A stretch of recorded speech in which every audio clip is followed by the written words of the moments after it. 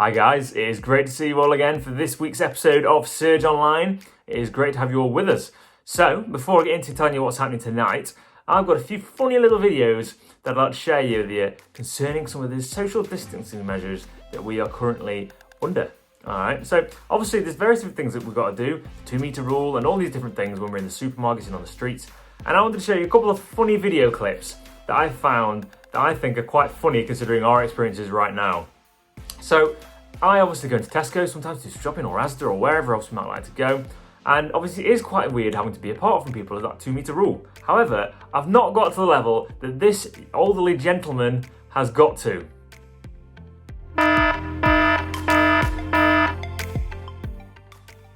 Yes, it is quite interesting. I mean, usually when I pack my shopping, I usually take my bags. I'm not sure a tape measure is going to be on there just yet, but who knows? And yeah, the next one I'll just show you is a little clip of, well, maybe what it's like. I'm sure you've all experienced this. When you go into a shop and you maybe see somebody coughing or maybe sneezing, this is one guy's approach to what happens when he sees that.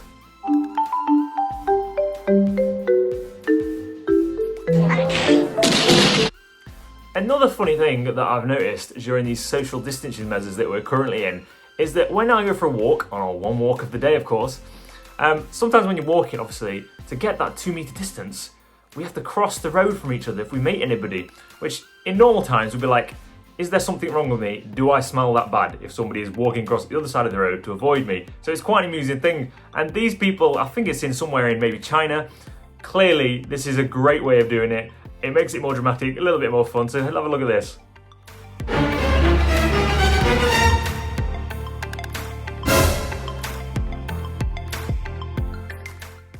And finally, this little video clip I want to show you is of somebody trying to walk their dog during these social distancing measures, and it's a very unique way of doing it, and it's not one that I'm thinking of trying anytime soon, but just have a look at this.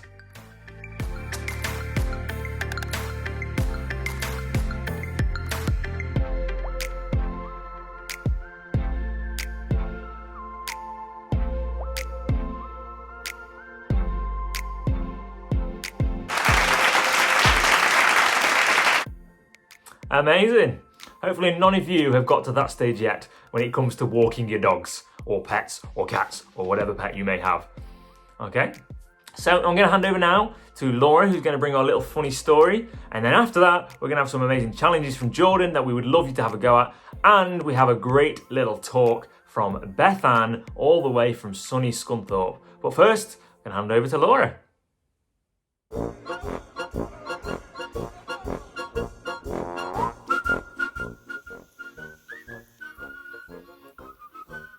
Ha, got you.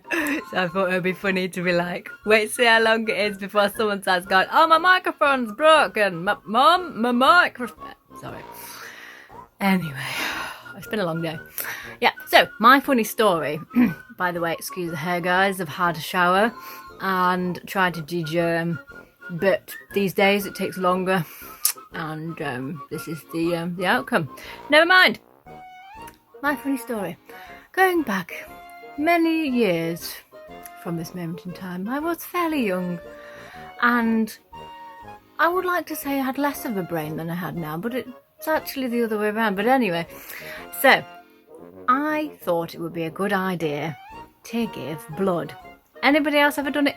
It's a great thing to do, and I should carry on doing it because I haven't done it for a while. However, this one day, I decided to go to this blood place where you give the blood, blah, blah, blah. But I'd not been to that place before, so I didn't really know where it was.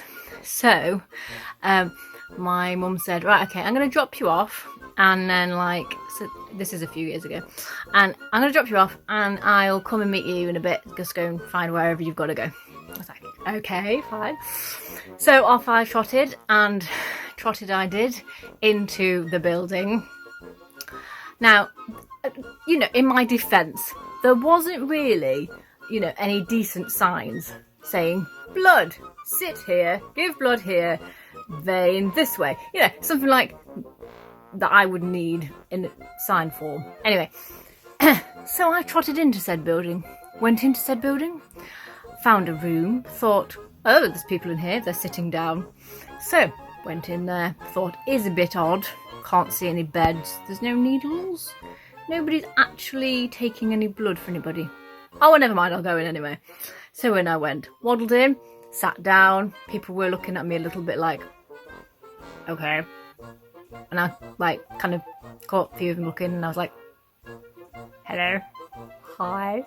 Anyway, I sat there for a little while until they started bringing in scales and things like this. I was thinking, good grief, how much blood are you going to be taking from me? You've got to weigh me previously, beforehand even, and then decide how much blood you can take out of my body before it deflates like a rather large balloon.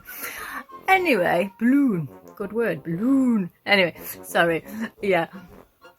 So, carrying on with the story. Still sitting there, people still looking at me like I'm a complete weirdo. And then, all of a sudden, in bursts my neighbour from next door. She was like, Laura, what are you doing here? I was like, well, I've come to give blood. And she was like, you're so weird. This is Weight Watchers. Are you meant to be in here? I was like, oh, well, it wasn't my intention, really. Anyway, she was wetting herself. My mum eventually found me. They told the story to my mum. She was wetting herself. And I was just like, embarrassed. Anyway, end of story. Bye!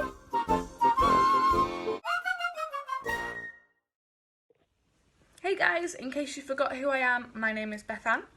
And I miss you all so much. I hope you're doing well. I hope you're keeping safe and staying inside. Very important, stay inside.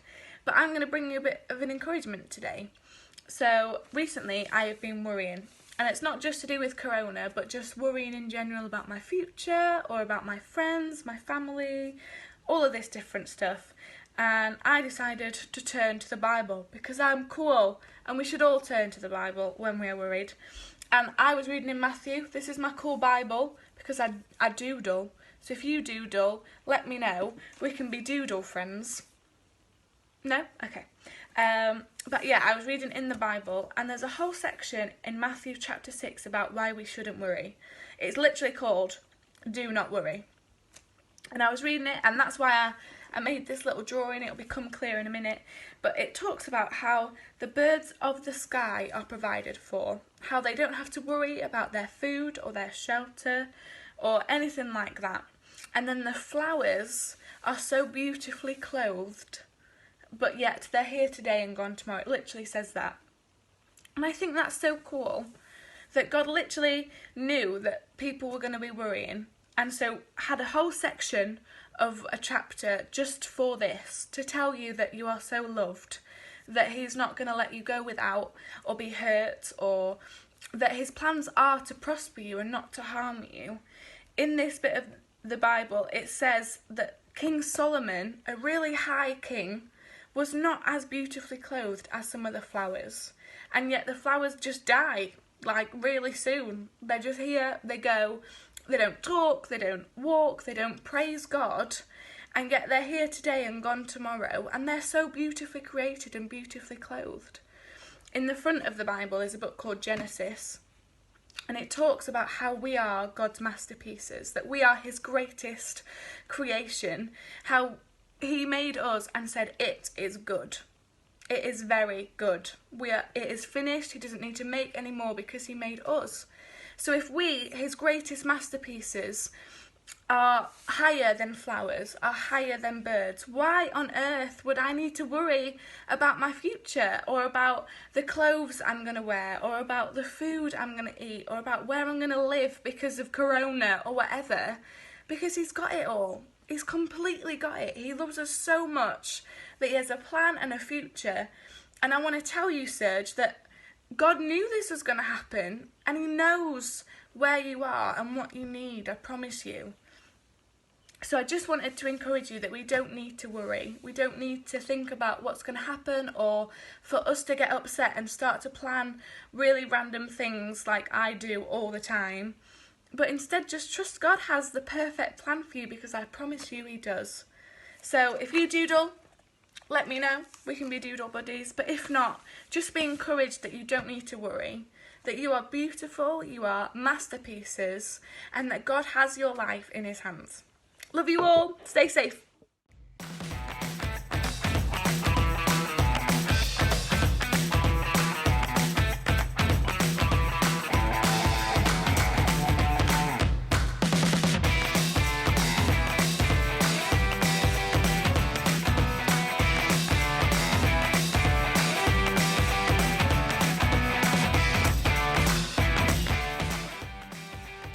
Well guys, it's been great to have you with us again this week on Surge Online. We really do love having you with us and being able to connect with you through these different online channels at this time. So we'll be back this time next week. We'll have loads more videos, loads more challenges, loads more stories, and we cannot wait to see and hear you again. So please do also follow us on Instagram if you're not already doing so, and on Facebook. We're going to be posting stuff throughout the week, not just on Friday, so keep your eyes peeled. And everything we do is going to be uploaded onto YouTube on the Surge Youth account, so search that up if you need to catch up on anything, because we want to keep you in the loop. So we hope you have a great week for this week now, and we'll see you very, very soon. See you later.